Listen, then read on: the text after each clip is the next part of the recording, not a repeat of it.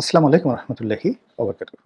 সম্মানিত দর্শক, ত্রয়োদশ জাতীয় সংসদ নির্বাচনের দিনক্ষণ যত এগিয়ে আসছে, নিষিদ্ধ ঘোষিত আওয়ামী লীগ বা যাদের রাজনৈতিক কার্যক্রম নিষিদ্ধ করা হয়নি, স্থগিত করা হয়েছে এবং ছাত্রলীগকে নিষিদ্ধ করা হয়েছে, তাদের তৎপরতা দেশের মধ্যে ভয়াবহ রকম বেড়ে যাচ্ছে।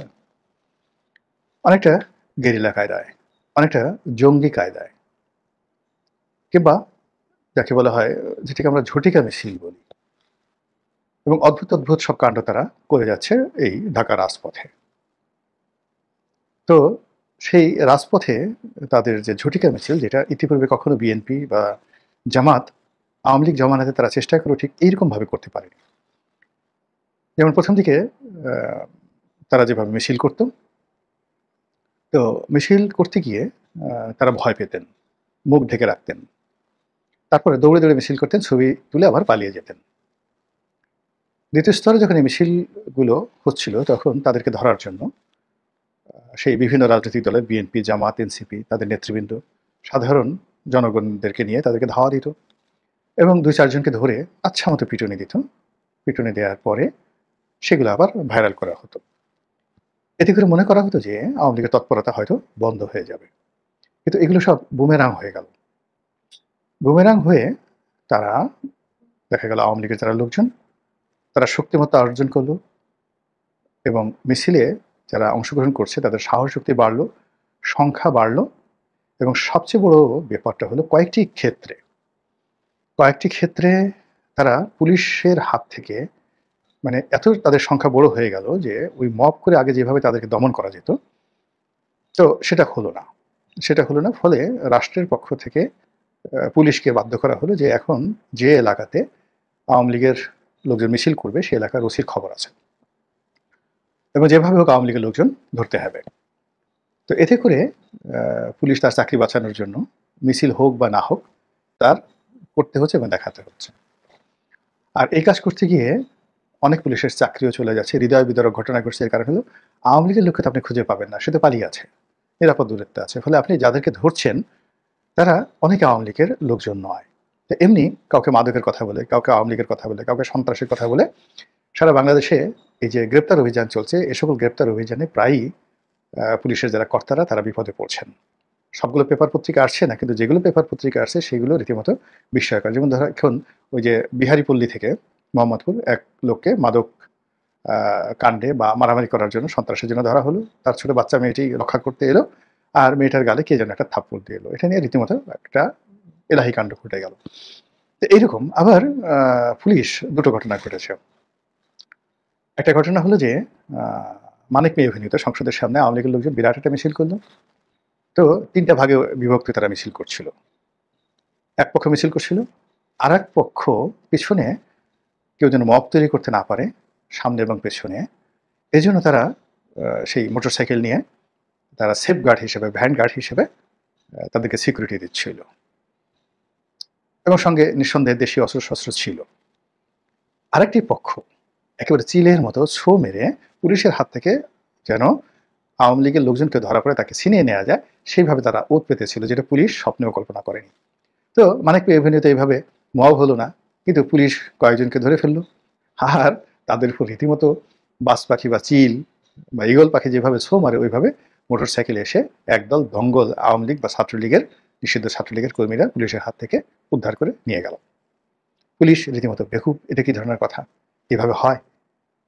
মানে মন্ত্রী খুব ক্ষেপে গেলেন, আইজি সাহেবও ক্ষেপে গেলেন, কিন্তু পরবর্তীতে এই ধরনের ঘটনা আর দ্বিতীয়বার ঘটেনি। মানে পুলিশ ওইভাবে মিছিল থেকে কাউকে গ্রেপ্তার করার চেষ্টা করেনি, আর ওইভাবে ছিনিয়ে নেওয়ার মতো ঘটনা ঘটেনি। তাই বুঝতে পারেন ব্যাপারটা এখানে কাদের জয় হলো। আরেকটি ঘটনা ভীষণ রকম আতঙ্ক তৈরি করে, কিন্তু এর সঙ্গে যে নিষিদ্ধ ঘোষিত ছাত্রলীগ বা আওয়ামী লীগ জড়িত নয়, এটা আমি বুকে হাত দিয়ে বলতে পারবো না, আমার সন্দেহ হচ্ছে। এই জন্য পুলিশ যে ভয় পেয়ে গেছে মোহাম্মদপুরে, সেটা হলো ট্রিপল নাইনে পুলিশকে টেলিফোন করে একটা টহল গ্রুপকে নেওয়া হয়েছে নিরাপদ জায়গাতে, এবং সেখানে নিয়ে পুলিশের উপর আক্রমণ করা হয়েছে। হতে পারে এটা কোনো ছিনতাইকারী গ্রুপ, সন্ত্রাসী গ্রুপ, অথবা ওই এলাকার পুলিশ কোনো রাজনৈতিক, মোহাম্মদপুর এলাকাতে রাজনৈতিক তৎপরতা দেখিয়েছে আওয়ামী লীগ বা ছাত্রলীগ, তাদের উপর হয়তো পুলিশ শক্তি প্রয়োগ করার চেষ্টা করেছে, বাড়ি বাড়ি আক্রমণ করার চেষ্টা করেছে। ওটার জন্য পুলিশের উপর এমন একটা আক্রমণ করা হলো যেটি সারা বাংলাদেশে রীতিমতো পুলিশের মধ্যে নতুন করে আতঙ্ক তৈরি করে ফেলেছে। এইগুলো দেশের অবস্থা। নির্বাচন যত ঘনিয়ে আসছে এই দেশের মধ্যে এই কাজগুলো একের পর এক ঘটানো হচ্ছে। তো কাজে আমরা নিশ্চিত যে শেখ হাসিনা, এস আলম বা জেলখানার মধ্যে যে সকল ধনকুবেরা রয়েছেন তারা এখানে যথেষ্ট বিনিয়োগ করছেন আওয়ামী লীগকে এভাবে একটি জঙ্গি অবস্থায় পৌঁছে দেওয়ার জন্য এবং আওয়ামী লীগের যারা প্রতিপক্ষ তাদের মনে ভয় তৈরি করার জন্য। এই গেল একটা।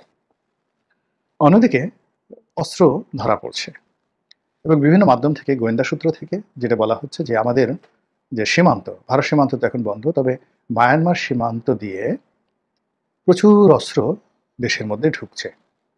কেউ বলার চেষ্টা করছে যেটা অস্ত্র চোরাচালানের একটা গোল্ডেন রুট হয়ে পড়েছে এবং এই অস্ত্র থাইল্যান্ড থেকে, চীন থেকে বিভিন্ন জায়গাতে এসে এটা ভারতে ঢুকে যাচ্ছে, বাংলাদেশের মধ্যে থেকে যাচ্ছে বা অন্য কোনো তৃতীয় দেশে চলে যেতে পারছে, হোয়াট এভার মেবি, বাট এটা অস্ত্র চোরাচালানির একটা গোল্ডেন রুট হয়ে পড়েছে।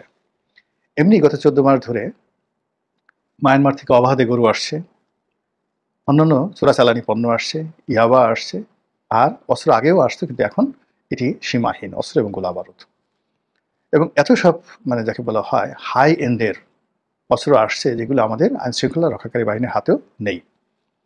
কেউ বলার চেষ্টা করছে যে এ সকল অস্ত্র দিয়ে একটি গেরিলা যুদ্ধ করার জন্য একটি অশুভ শক্তি, পঞ্চম বাহিনী দেশবিরোধী তৎপরতায় লিপ্ত। কেউ স্বভাবসুলভভাবে এই কাজের জন্য আওয়ামী লীগকে দায়ী করছে। কেউ এটাকে মার্কিন ডিপ স্টেটের পলিসির কথা বলা হচ্ছে, কেউ এটাকে রোহিঙ্গাদের কাণ্ড হিসেবে বলার চেষ্টা করছে, হোয়াট এভার মেবি, কিন্তু ঘটনা তো সত্য। এবং এই কারণে কি হলো, পুরো কক্সবাজার, টেকনাফ, উখিয়া থেকে শুরু করে এই এলাকার বিস্তীর্ণ অঞ্চলের মানুষের জীবনযাত্রা রীতিমতো হারাম হয়ে গেছে। আচ্ছা, এই ঘটনা যখন ঘটছে তখন আমাদের রাজধানীর নিরাপত্তা ব্যবস্থা, জনজীবনের স্বাভাবিক নিরাপত্তা বোধ এবং রাজনীতিবিদদের মধ্যে যে আতঙ্ক তুঙ্গে গিয়ে পৌঁছে গেছে। এই যখন দেশের অবস্থা, তখন দেশের বাইরে, বিশেষ করে ইউরোপে এবং আমেরিকাতে আওয়ামী লীগের যে তৎপরতা, এটি রীতিমতো কপালে চোখ ওঠার মতো। আওয়ামী লীগের কতগুলো পরিচিত মুখ রয়েছে যারা সোশ্যাল সামাজিক মাধ্যমে গালাগাল আগে তারা সোশ্যাল মাধ্যমে করতো, এখন তারা গিয়ে অনেকটা মাস্তানের মতো করে ইচ্ছা মতো প্যারিসে চলে যাচ্ছেন, ইচ্ছা মতো ইটালি চলে যাচ্ছেন, ইচ্ছা মতো ইংল্যান্ডে চলে আসছেন, আবার আমেরিকাতে যাচ্ছেন।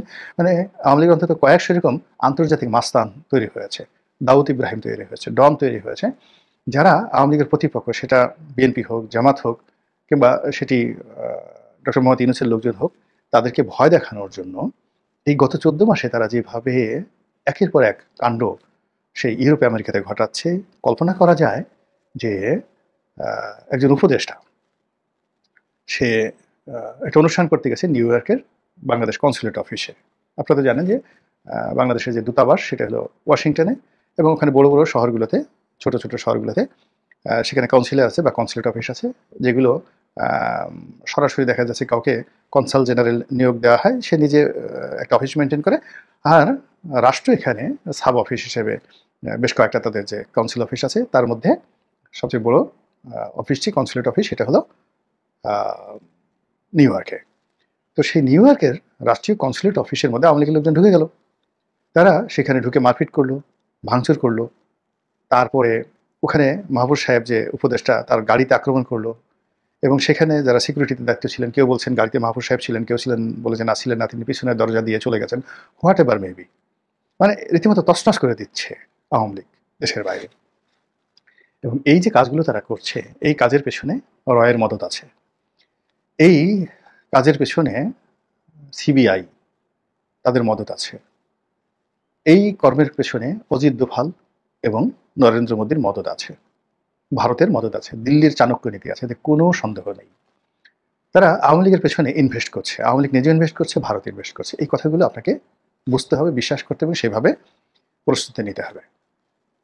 আপনারা যারা জানেন যে কলকাতাতে তাদের এই মুহূর্তে কয়েক লাখ শীর্ষ নেতা কর্মী রয়েছে, যারা সেখানে রীতিমতো একটা বাজার বসিয়ে নিয়েছেন, এবং আপনারা জানেন যে আওয়ামী লীগ যেখানে যায় সেখানেই তারা রাজত্ব প্রতিষ্ঠা করে ফেলে।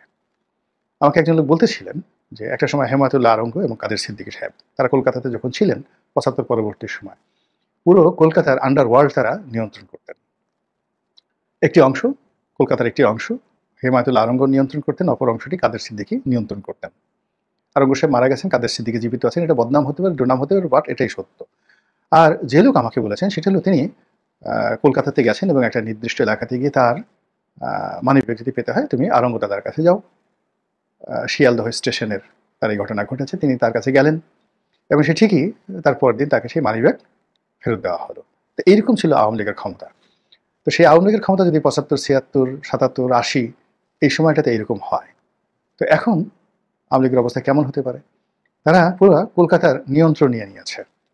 কলকাতা পুলিশ, কলকাতার আন্ডারওয়ার্ল্ড, কলকাতার রাজনীতি এবং মমতা ব্যানার্জি বা অমিত শাহ কিংবা ধরুন ওখানে যে সকল বিজেপি নেতা রয়েছেন তাদের উপর আওয়ামী লীগের যে কী প্রভাব এই মুহূর্তে ওখানে রয়েছে সেটা আওয়ামী লীগের লোকজনদের ওখানে ঢলাঢলি দেখলেই বুঝতে পারবেন। সেখানে আওয়ামী লীগ অফিস নিয়েছে, নিয়মিত সেখানে আড্ডা হচ্ছে, চা সিঙ্গারা কস্তুরি, চা সিঙ্গারা ফুলুরি, তারপরে চা কফি, কত কিছু। এবং সেখানে এবং সর্বশেষ এই যে একজন মেজর জেনারেল বাংলাদেশ থেকে পালিয়ে গেলেন, মিস্টার কবির, সপরিবারে নাকি তিনি পালিয়ে গেছেন, তিনি সেখানে গিয়ে সেই প্রাসাদ বসবাস করছেন এবং এখানে সামরিক বেসামরিক পুলিশের লোক, স্বরাষ্ট্রমন্ত্রী সবাই মিলিয়ে ওখানে একটা মিনি বাংলাদেশ তারা গড়ে তুলেছেন। তাদের অর্থ আছে, পরিকল্পনা আছে, রাষ্ট্রীয় তথ্য আছে এবং তারা নিয়মিতভাবে স্পর্শকাতর জায়গাতে যোগাযোগ করে যে কর্মকাণ্ড চালাচ্ছেন, তৎপরতা চালাচ্ছেন, তার ফলে মিছিল ক্রমশ বড়ই হয়ে যাচ্ছে।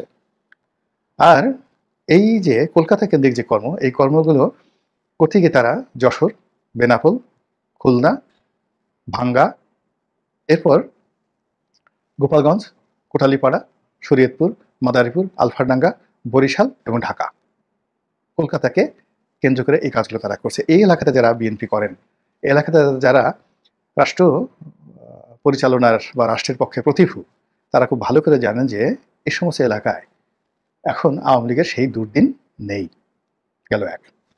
এখন বাকি যে এলাকাগুলো রয়েছে, ব্রাহ্মণবাড়িয়া, কুমিল্লা, এরপরে ফেনী, এই স্থাপন করার জন্য ইনক্লুডিং নোয়াখালী, তারা আগরতলাকে টার্গেট করেছে এবং আগরতলাতে নতুন তাদের কেন্দ্র স্থাপন তারা করে ফেলেছে বা করতে যাচ্ছে। আপনারা জানেন যে